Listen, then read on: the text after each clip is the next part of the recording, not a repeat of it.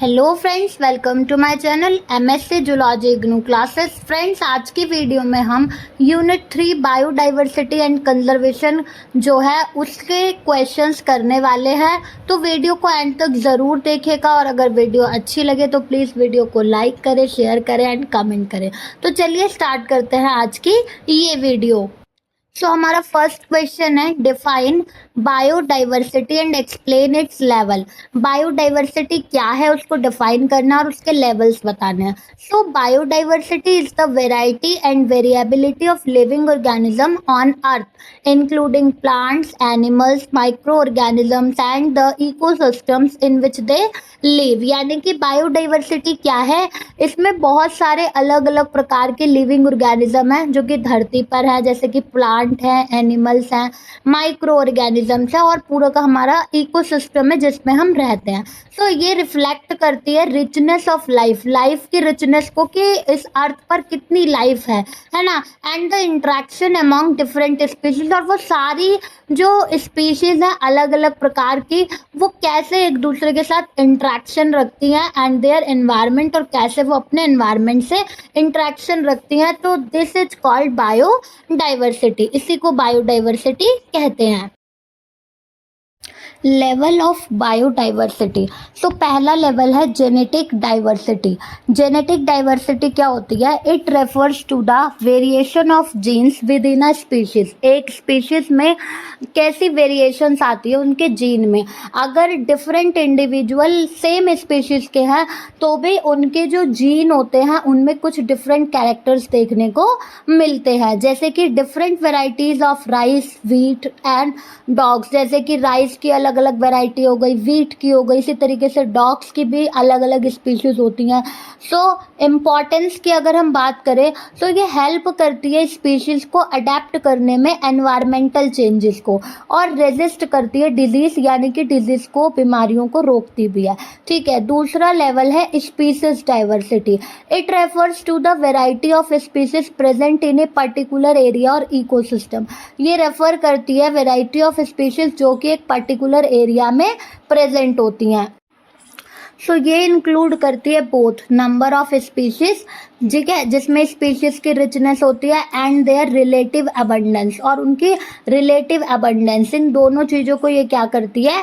Include करती है। जैसे कि a forest containing trees, birds, insects, mammals and fungi.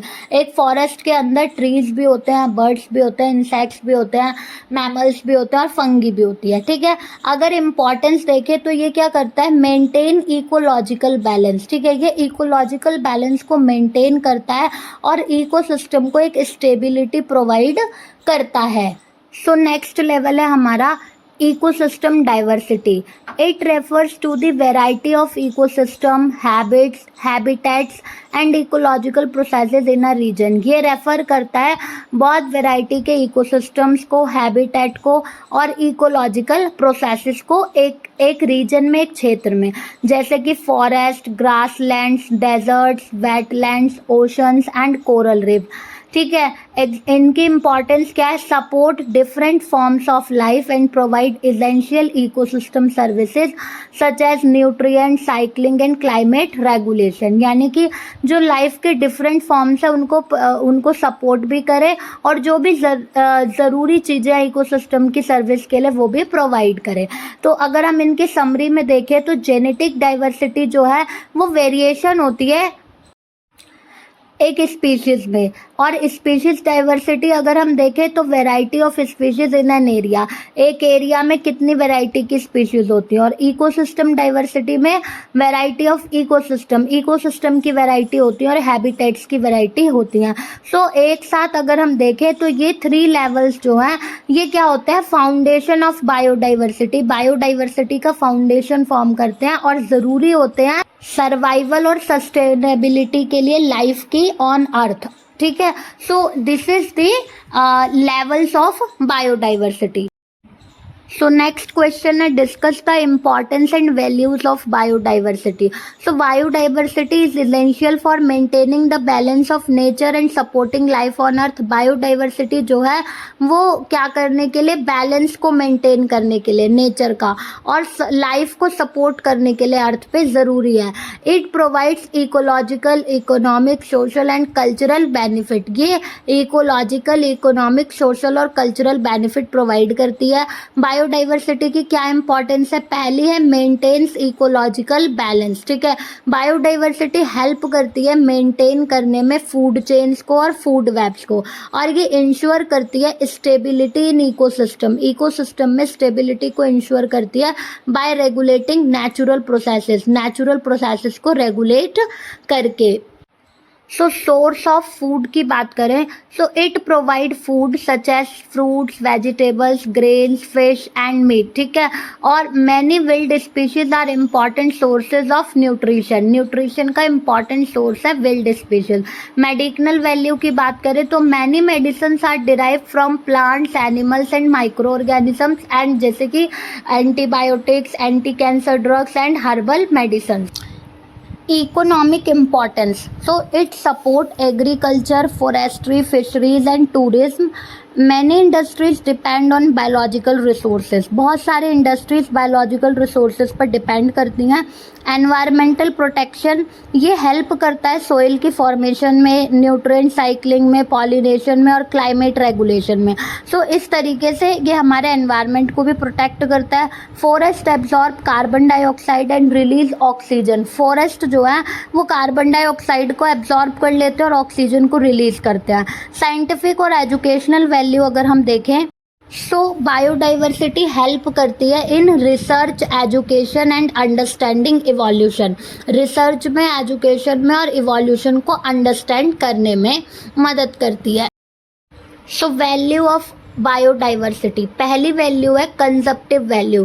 Direct use of biological resources for food, fuel, medicine and shelter.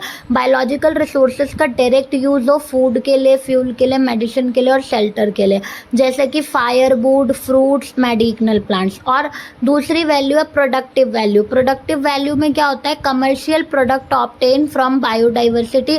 Biodiversity से हमें commercial product भी प्राप्त होते हैं, जैसे कि टिम्बर, सिल्क, वूल, हनी और मेडिसिन. सोशल वैल्यू में बहुत सारे प्लांट और एनिमल्स हैं जिनकी क्या है, कल्चरल और रिलीजियस सिग्निफिकेंस है, जैसे कि तुलसी, पीपल, cow in Indian culture. So अब बात करते हैं इथिकल वैल्यू. इथिकल वैल्यू क्या होती है? Every living organism has the right to exist. हर लिविंग ऑर्गेनिज्म का राइट होता है एग्जिस्ट करने का. So human have a moral responsibility to conserve biodiversity. यानी ह्यूमन की ये रिस्पॉन्सिबिलिटी है कि वो बायोडाइवर्सिटी को कंजर्व करके रखे.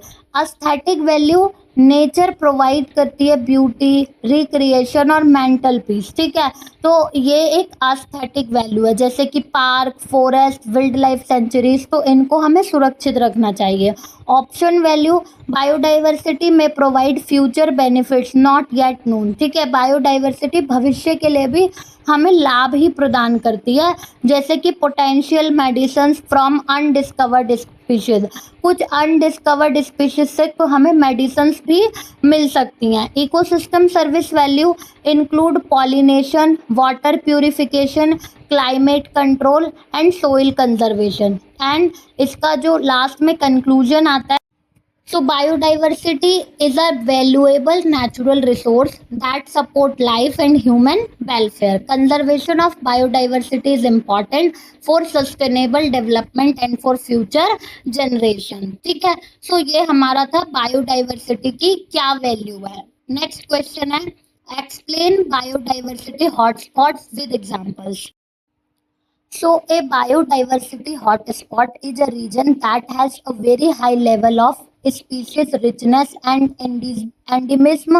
It means species found nowhere else but is under serious threat due to habitat loss, deforestation, climate change or human activities. Biodiversity hotspot एक ऐसे क्षेत्र को बोला जाता है जहाँ पर क्या होती है, बहुत सारी जो स्पीशीज हैं वो प्रेजेंट होती हैं, और उनमें से कुछ स्पीशीज ऐसी होती हैं जो कि हमें वहीं पर मिलती हैं और कहीं देखने को नहीं मिलती। क्यों? क्योंकि वो उनको एक थ्रेट मिल चुका है कि भाई अब ये जो स्पीशीज है ये बहुत जल्दी क्या हो जाएगी, लॉस हो जाएगी, है ना, समाप्त हो जाएगी। तो उनको सुरक्षा करने के लिए हमने उन्हें एक जगह पर रखा हुआ है। ठीक, इसके अलावा क्लाइमेट चेंज या ह्यूमन एक्टिविटीज की वजह से या किसी भी कारण से उनकी जो स्पीशीज है वो लॉस हो रही है। So the concept of biodiversity hotspot was introduced by Norman Myers in 1988। ये जो कंसेप्ट है बायोडाइवर्सिटी हॉटस्पॉट का, ये नॉर्मन मेयर्स ने 1988 में दिया था।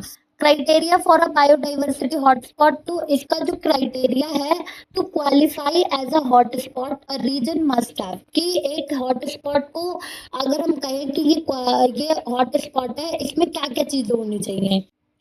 At least 1,500 endemic species of vascular plants, 0.5% of the world total, यानी पूरे वर्ल्ड का टोटल का 0.5% जो है वहां पर होना चाहिए कम से कम। ठीक है। Lost at least 70% of its original natural vegetation and these areas are considered priority regions for conservation. तो जहां पर ये दो चीजें देखने को मिलती है उन्हीं को हम प्रायोरिटी रीजन देते हैं कंजर्वेशन के लिए। इंपॉर्टेंस ऑफ बायोडाइवर्सिटी हॉटस्पॉट्स, इनकी क्या importance? So protect a large number of endangered and endemic species, ये भारी मात्रा में, बड़ी संख्या में एंडेंजर्ड और एंडेमिक स्पीशीज को प्रोटेक्ट करते हैं। Help in maintaining ecological balance, ecological balance को मेंटेन करने में मदद करते हैं।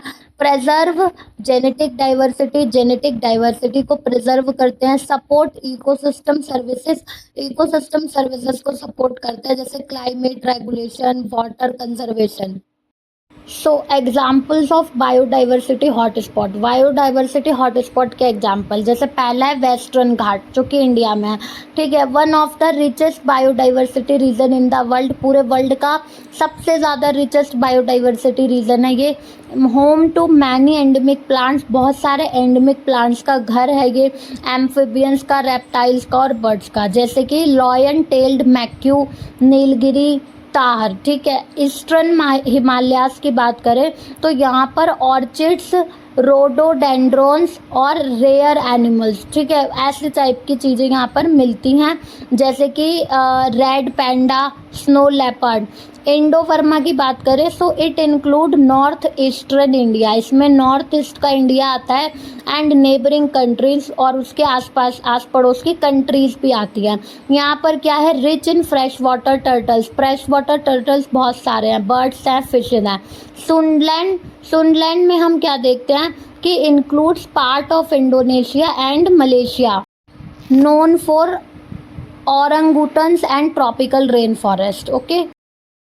So biodiversity hotspot in India. India has 4 major biodiversity hotspots: Himalaya, Western Ghat, Indo-Burma and Sundaland Nicobar Island. Okay, अब इसका जो कंक्लूजन है वो ये है कि बायोडाइवर्सिटी हॉटस्पॉट जो है वो इकोलॉजिकली इम्पॉर्टेंट एरिया है जहाँ पर अर्जेंट कंजर्वेशन की रिक्वायरमेंट है, and protecting them helps preserve global biodiversity and ensures the survival of many rare and endemic species. यानी कि इस एरिया में बहुत सारी रेयर और एंडेमिक स्पीशीज को सर्वाइवल के लिए क्या मिला हुआ है, स्थान मिला हुआ है।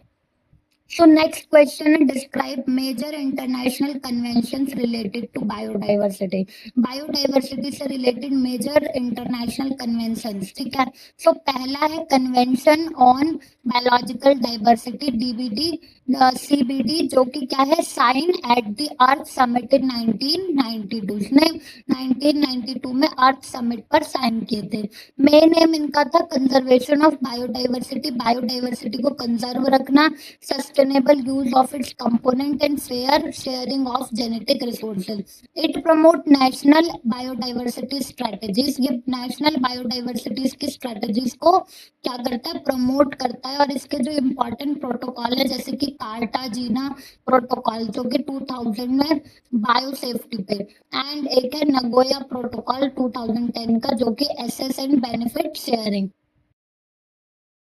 सो इसकी इम्पॉर्टेंस क्या है? It is the most important global treaty for biodiversity conservation. ये सबसे ज़्यादा क्या है? इम्पॉर्टेंट ग्लोबल ट्रीटी है बायोडाइवर्सिटी कंजर्वेशन के लिए। कन्वेंशन ऑन इंटरनेशनल ट्रेड, अगर हम इंटरनेशनल ट्रेड पर कन्वेंशन की बात करें, in endangered species of wild fauna and flora. Endangered species में विल्ड जंगली जानवर जो होते हैं ना, जंगली प्लांट और जंगली एनिमल्स की। सो इसमें इन्होंने साइन किया था 1973 में। Control international trade off endangered plant and animal, जिसमें कि जो एंडेंजर्ड प्लांट एनिमल है उन पर कंट्रोल करना इंटरनेशनल ट्रेड पर। Prevent over exploitation through trade restrictions, trade restrictions के द्वारा जो एक्सप्लॉयटेशन है उसको कंट्रोल करना। एग्जाम्पल के लिए ट्रेड इन टाइगर स्किन में trend ivory and rare orchids is regulated. So Ramsar convention जिसकी साइन हुई थी 1971 में रामसर में, focuses on conservation of wetland. ये वेटलैंड्स पर फोकस करता है। Protect important habitat for migratory birds and aquatic life, ये प्रोटेक्ट करता है इम्पॉर्टेंट हैबिटेट को माइग्रेटरी बर्ड्स और एक्वेटिक लाइफ के लिए। इसकी इंपॉर्टेंस है कि ये हेल्प करता है maintain ecological balance, ecological balance बनाने में, मेंटेन करने में मदद करता है। कन्वेंशन ऑफ और the conservation of migratory species of wild animals, यानी कि जो विल्ड एनिमल्स की माइग्रेटरी स्पीशीज है उनके कंजर्वेशन के लिए। सो प्रोटेक्ट, ये साइन हुआ था 1979 में। Protect migratory animals across national boundaries and encourage international cooperation and example के लिए Siberian crane, marine turtles etcetera. Next है हमारा वर्ल्ड हेरिटेज कन्वेंशन, जो कि अडेप्टेड किया गया था यूनेस्को के द्वारा 1972 में। Protect natural and cultural heritage sites of global importance, ठीक है, जैसे कि Kaziranga national park, Sundarban national park. और United Nation framework convention on climate change, ये था क्लाइमेट पर फोकस। तो it directly support biodiversity by addressing climate change impact on ecosystem. So ecosystem का जो भी क्लाइमेट चेंज है उसको एड्रेसिंग किसके द्वारा किया गया है? बायोडाइवर्सिटी के सपोर्ट में। इसका लास्ट में कंक्लूजन ये आता है कि जो भी कन्वेंशंस हैं प्रोवाइड की गई हैं वो एक ग्लोबल फ्रेमवर्क है प्रोटेक्टिंग स्पीशीज हैबिटेट और इकोसिस्टम को प्रोटेक्ट करने का। सो दे promote cooperation among countries to conserve biodiversity for future generation। तो फ्रेंड्स आज की वीडियो में इतना ही, मिलेंगे नेक्स्ट वीडियो में कुछ और क्वेश्चंस के साथ। तब तक के लिए बाय बाय, थैंक यू।